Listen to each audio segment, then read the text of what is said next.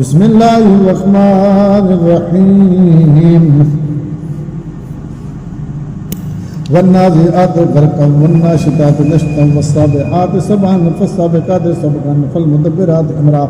يوم ترجف الراجفة تتبعها الرادفة قلوب يومئذ واجفة أبصارها خاشعة يقولون أئنا لمردودون في الحافرة أئذا كنا عظاما نخرة قالوا تلك إذا كرة خاسرة فإنما هي زجرة واحدة فإذا هم بالساهرة هل أتاك حديث موسى إذ ناداه ربه بالواد المقدس طوى اذهب إلى فرعون إنه طغى فقل هل لك إلى أن تزكى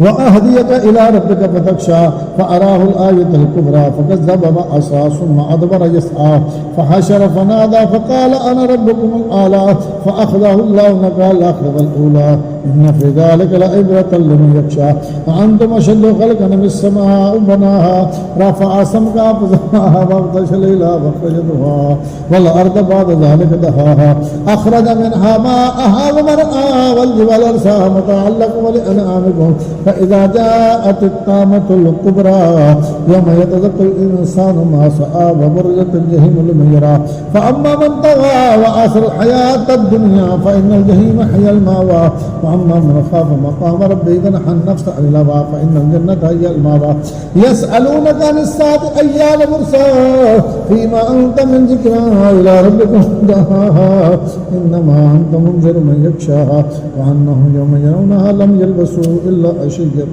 أو ضحاها